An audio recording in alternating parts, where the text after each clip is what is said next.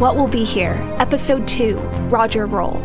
Content warnings for this episode include swearing, the sound of a sword fight, and multiple off-screen explosions. See the show notes for more details and a link to the transcript.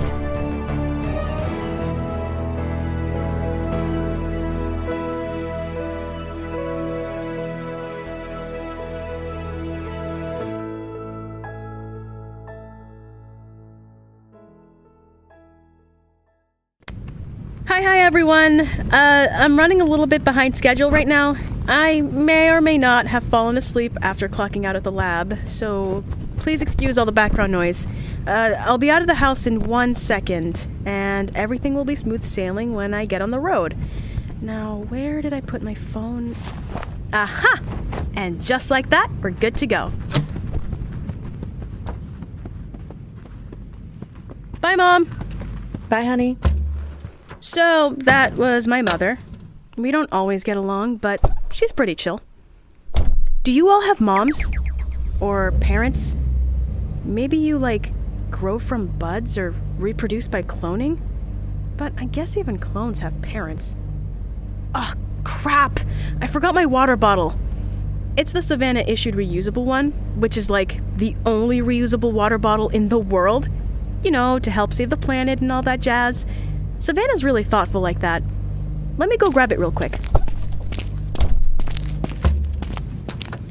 Hi, Mom. Hey, Julie. Can you try to keep it down? I'm working over here. Sorry. I'm just getting a refill. Are you still trying to finish the reassignment letter? Just need a closing line, and I won't have to think about this again for another 3 months.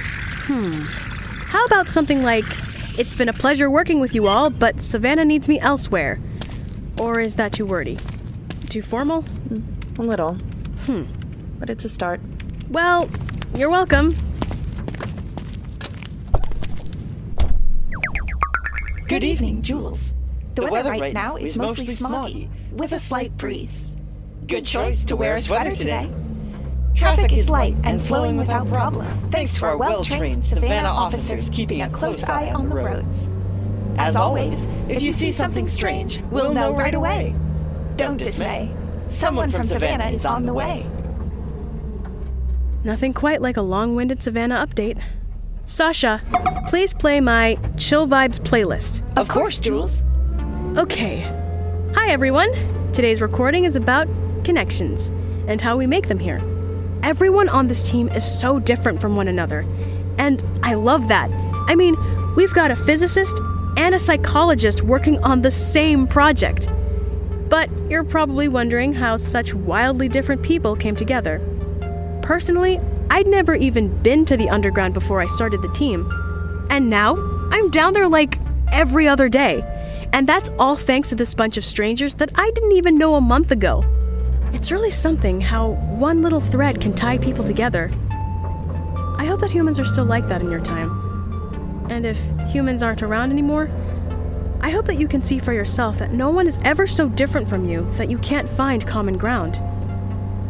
But first, it's kind of stuffy in here. SACHA, can you turn the air up? Of course, Jules. Let me know if you need anything else. I'm always listening. Thanks, SACHA. Right, so Team Rocket. SACHA? Yes, Jules? Is there, an off button for you? No, there isn't. I'm here to keep you comfortable and safe, and danger never sleeps, so I cannot be disabled. Why do you ask? Just wondering. That's fine. Thank you. Anytime. So, yeah, the team is gonna rock it. Because we all have different passions, but we're putting them together to reach a common goal. A goal that gives us all a chance to do something we love. Like Armani. Armani has been obsessed with space since they were little. Their family told them stories about the times back when you could actually see the stars from, almost anywhere. And they've been hooked ever since. They wanted to work at NASA when they grew up, but that's not a thing anymore. They basically were on board from the second I explained that we'd be doing something out of this world. And then I met Kay. Super fun to talk to. Super terrifying to work with. A psychologist, but also an amazing mechanic topside, which is how Ari knows him. They used to hit up Air Garage for spare parts. They hit it off somehow, probably over a titanium flange or something, and Armani introduced us. Kay is a genius when it comes to machines, but sometimes A gets so caught up in having fun that I get seriously concerned. Like, when we met for the first time at Air Garage, I reached out for a handshake and almost got a blowtorch to the face. Air more careful to pay attention to which prosthesis Air wearing these days, which is good, because I lost half an inch of hair. Have you ever smelled burnt hair? Actually, Kay's workspace pretty much always smells like burnt hair. Thank you for choosing Savannah Streaming Service. We hope you're enjoying your ride. Anyway, Suri and Dane. That's a little complicated, but it all comes back to Armani. I hope I get this right. Armani's neighbor's cousin's ex-wife was a model for one of Shuri's mom's photography projects, and Armani stopped by the studio once to bring her lunch. That's how they met Dane and Suri. And Armani makes friends fast and forever, you know? We're all proof of that. So they called up Dane in a heartbeat. Now, Dane, he's a physicist. Real smart guy. Real passionate about doing what's right. Or he used to be, based on what Armani's told me about him. He's kind of tired now, but he still wants to put his knowledge to good use. That's how Armani convinced him. They appealed to that big brain of his. We needed someone who could handle calculations and coding, and the physicist in his heart couldn't resist. He's got a bit of an attitude, but I don't mind. It's kind of cute when he's just sitting there at his work desk pouting with his little stress ball. Under the prickliness, he's a really sweet, caring person. And because of that, Armani was dead sure he would be way easier to convince than Suri. Dane and Suri are basically siblings. Or literally siblings. I don't really know how to ask without making it weird. Either way, they came as a package. Once Dane was on board, he pretty much dragged Suri on with him. And we are so lucky he did. Suri is crazy efficient, and she knows everyone in the underground. And they probably owe her favors. She's been so good at sourcing materials and getting us everything we need. And Suri actually has connections topside too. Is everything all right, Jules? Do you need anything? No, I'm fine, Sasha. I won't get into it right now, but let's just say I'm a fan of Shuri's work. Well, that's the rundown on the team, and a little bit of background on everybody. I don't think I should say anything more for now. Kinda seems like one of those things the others would advise me not to do. Actually, they probably would have advised me not to say anything in this car in the first place. But what's done is done. Whoopsie! It can be our little secret. I should probably focus on the road anyway. These self-driving cars still leave room for error after all. So, I'll sign off for now. And with our customary phrase, ask yourself, what will be here? We already have. Savannah, we're always watching over you. In the beginning, there was nothing. Or so the story goes. There are multiple beginnings when you think about it, just as there are multiple ends. Many stories of creation are about the same thing, the same world. A world that is, currently, falling apart. For the Greeks, the nothingness was chaos, literal emptiness, and creation was Phanes, who cracked from a cosmic egg and gave way to the creation of the earth, Gaia, and the sky, Uranus, and so on and so forth. Creation through the power of action. For the Egyptians, there was only darkness, which was embraced by the primeval ocean, out of which life would come in the form of the god Atum, who created himself out of nothing. Creation through the power of thought. But my personal favourite, or, well, the one I believe fits our trials the most, is the Norse mythos. In order to create the world, the first being Ymir was killed, and his remains were fashioned into the world, just as our remains will hopefully be fashioned into the next. Creation through the power of destruction. All these people live their lives through stories. They followed the superstitions coined by them, even if they forgot the actual meaning. And in Norse mythology, the end of the world started with a death, the same way it began. I mean, there was also really bad weather, but that's not the point. Our world is falling apart. Though instead of actually recognizing that, big bugs like Savannah sweep everything under the rug. The deaths, and yes, somehow the bad weather. What we're doing, it's dangerous. And people could get hurt if we were found out. Hell, people could get hurt even if no one ever learned about it. There is always a danger to building something like this. A miscalculation, a wrong decimal, or even a drop of fuel too little, and this whole thing could go sideways. Who knew building a rocket would actually be rocket science? I mean, I should. I am the one who's actually building the thing. God, I hope I don't mess this up. God fucking damn it! Jesus. Dane, could you stop yelling? I'm trying to record. Fuck that recording! Don't let Jules hear you say that. You might hurt her feelings. Where is Jules, anyway? What the fuck? It's still wrong? Do you need any help? No, I got it. Just let me run the numbers again. Okay then. Alright. Now, where was I? Not to worry, not to worry. It's just a small-scale fire. It's fine. Ragnarok, here we come. Jules is back on me about recording, so I guess I better do that, but doesn't she know I have work to do? Okay, you don't have to do it right now. I said soon. I'm doing it right now. Whatever works for you. Right now works for me. And look, I won't even go into the ducks this time. I don't need to do work in the ducks at the moment, but that's beside the point. Break time has come.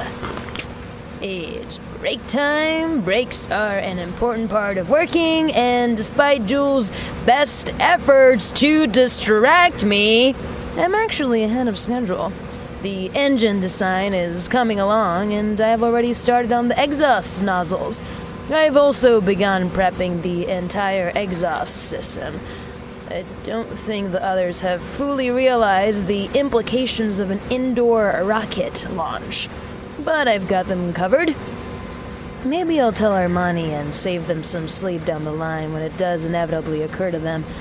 Dane is hopeless, though. He wouldn't realize a thing until it was late.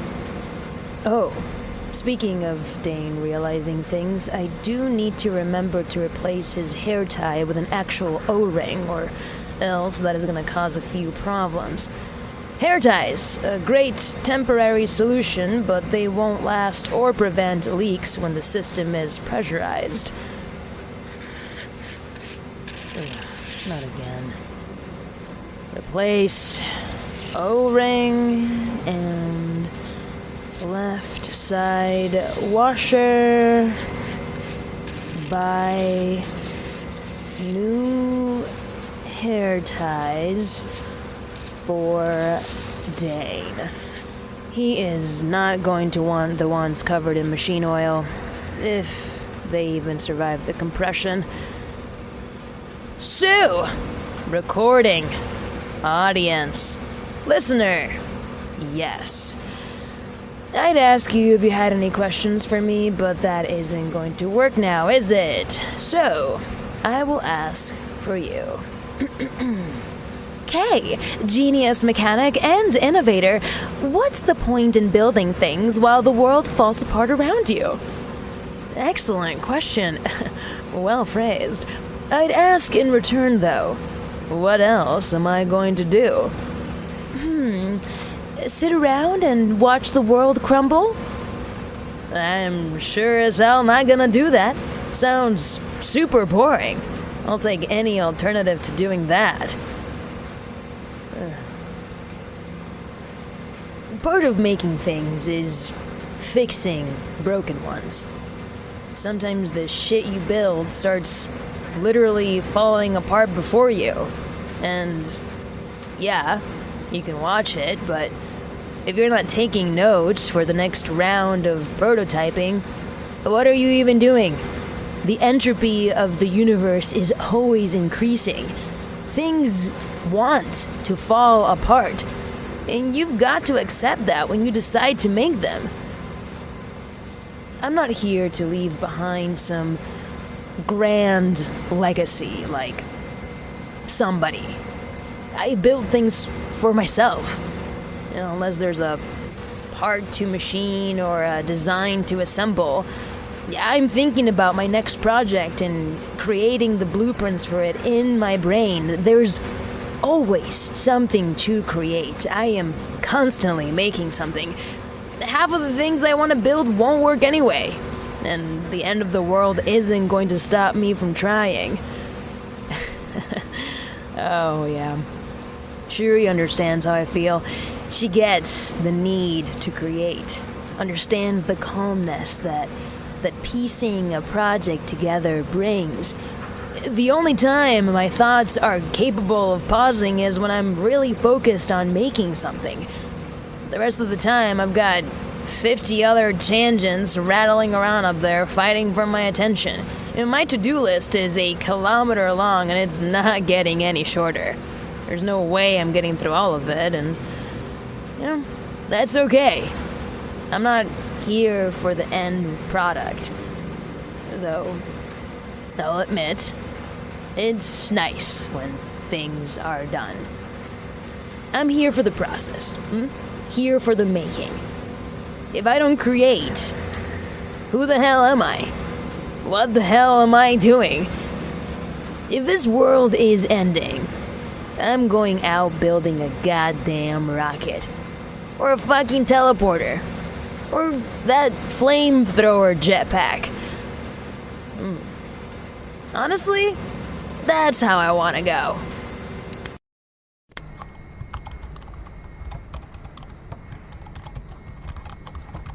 Okay. Fingers crossed. This works.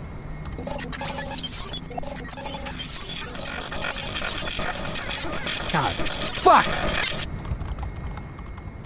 Shit. Ah, good. The recorder's okay. Jules would kill me if I broke this thing. I mean, I did bet Suri that Kay would break it before I did, but still, don't want Jules mad at me. She's already been on my case about the fucking cursing. No swearing! Oh, not you two!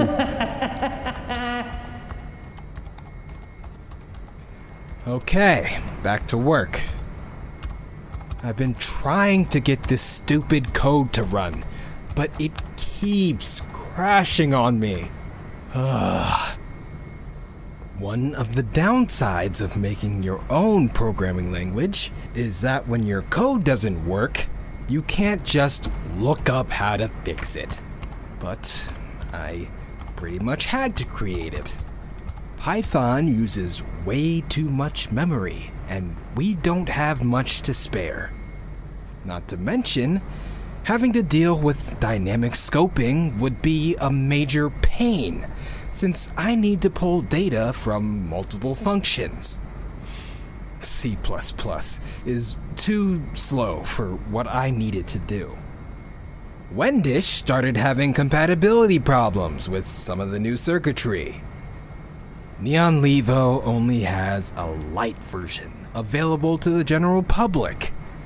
And it's suspicious as fuck to use Valdemar after that string of cyber attacks.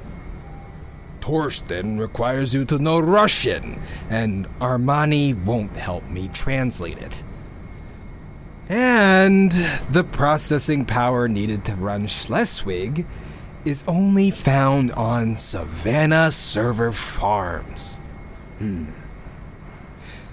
Also, fuck Java. I don't know anyone that's touched it in the last 50 years.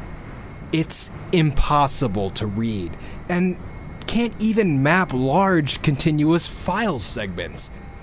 What is even the point? Anyways, I ended up creating my own programming language. I call it CramNet. Because, you just cram all those nets in there. You get it? Because, it's a pseudo-neural net. And you pack in as many as you can into the code. And, right. So, I've been trying to program the course our rocket will take once it leaves the atmosphere. Gotta avoid the truly ridiculous blanket of Ocelot Astro satellites that make it almost impossible to just blast out of the atmosphere in a straight line. Well, not so much a straight line, but nothing in the universe is actually straight because of the gravitational pull of literally anything that winds up in space. And anyway, it's a physics joke. Just a little nerd humor or queer humor.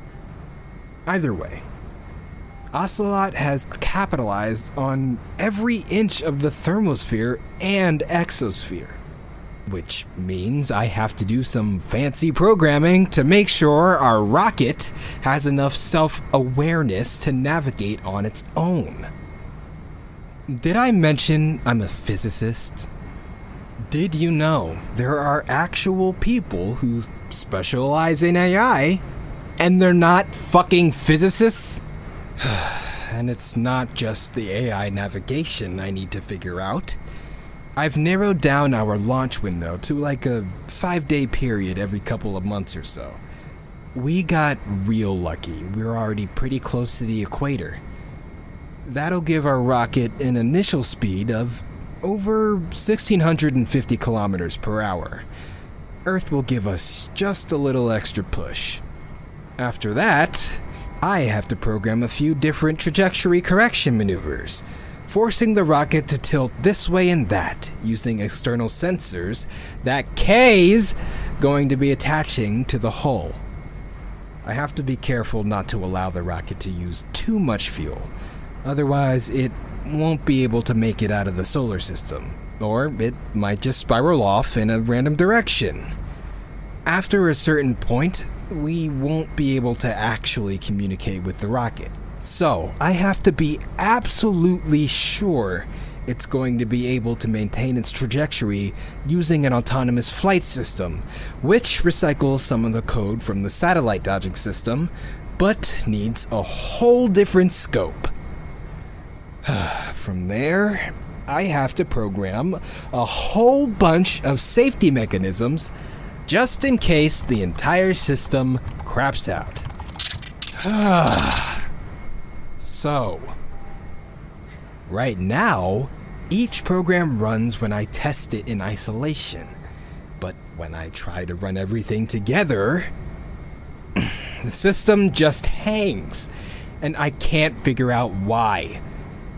I'm pretty sure I've closed any infinite loops. The transitional coding is more or less streamlined. I've tried a lot of diagnostic code, and none of it throws any errors.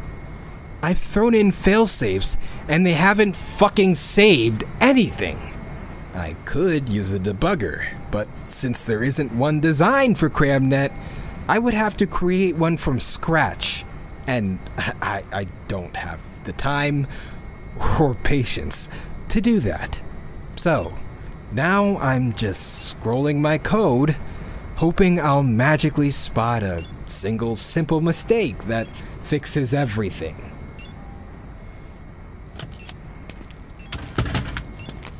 Hey, Dane.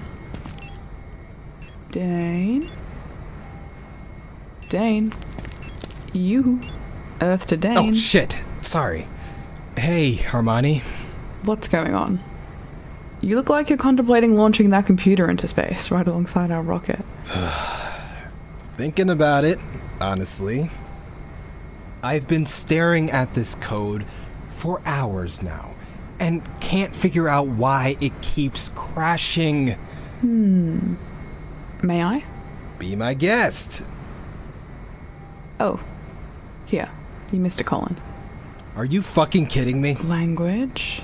I have been sitting here for 5 hours, trying to figure out what the hell I've been doing wrong. And it's because of a colon. Not even a semicolon?! Look, it's always the little things that'll get you. I wouldn't worry too much about it. I need a drink. Or a nap. Why not both? Did you need something, by the way? Oh yeah. Jules... Now, Miss Suri, which I'm afraid I must insist on calling you since you refuse to give me your family name, I don't appreciate you making such frivolous offers on this. Do you know what sort of trouble I would be in if Savannah knew I was stimming this? Wiring that can withstand the sorts of temperatures inside a boiler doesn't come cheap. You think I don't know that? That's why I'm buying it from you and not from Savannah. True. And I'm certainly cutting you a break here. But 15,000 credits for over 200 feet of 70 wiring. meters? Do you want this or not? Because I'm sure I can find another buyer. Come on, Sintil. Let me take another look at this. Maybe I can make do with just a portion.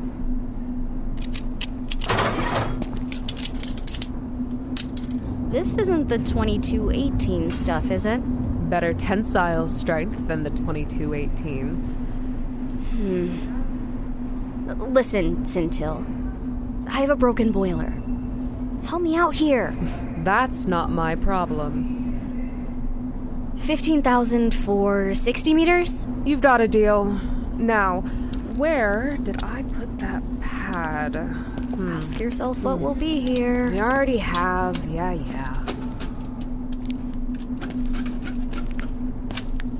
Now, if you'll just sign here in a hurry. Who's that behind you? What? Hey!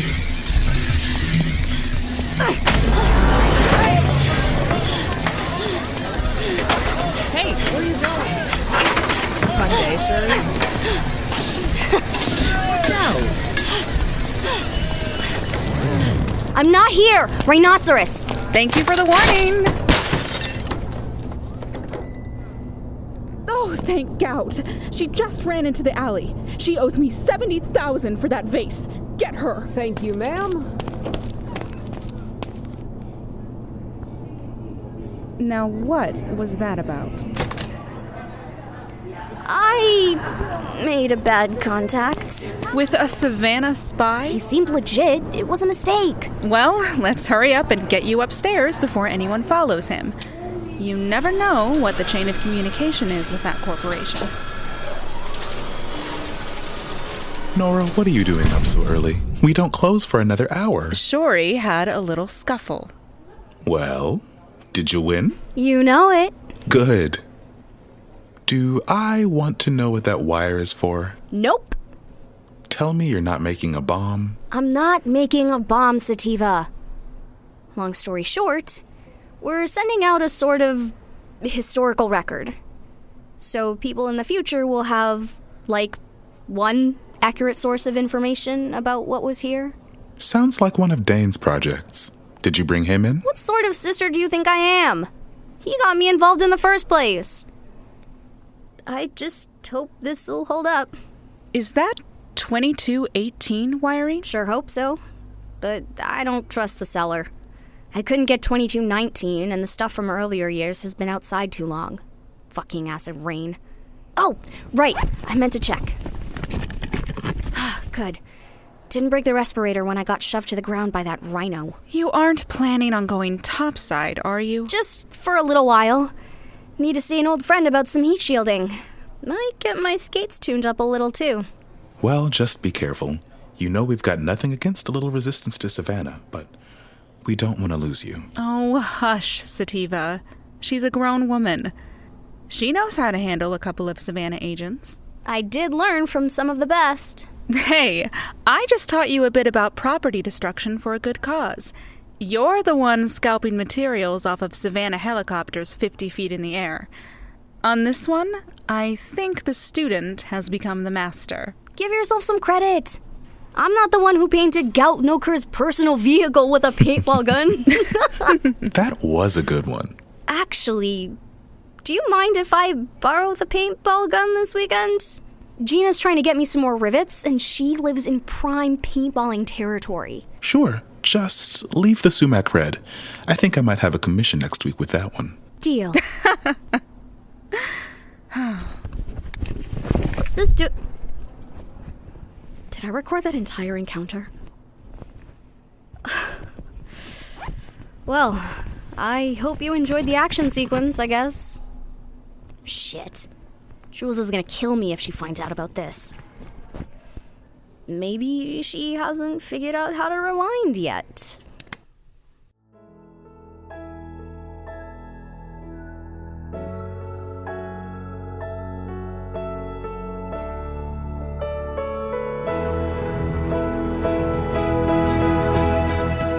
This episode was written by Brad Colbroock, Chandler Harrison, Cole Burkhardt, Dee Reese, and Tal Minear, with script editing by Evan Tess-Murray. It was directed by Tal Minear, sound design by Brad Colbroock, and features Jona Lune as Jules, Kathy Youssef as Armani, John Y. Kamara as Dane, Vico Ortiz as Kay, and Sahar Iman as Suri. This episode also features Caroline Mincks as Jules' mom, Brad Colbroock and Tal Minear as SACHA, Cole Burkhardt as Sintil, Lindsay Zana as Nora, and Chijoke Williams as Sativa. Special thanks to Nico Goldstein, Evan Tess-Murray, and Chandler Harrison for voicing the three merchants. The theme music is by Benny James, and the transcript is by Caroline Mincks. What Will Be Here is primarily produced in Long Beach, on the stolen land of the Quiche Nation.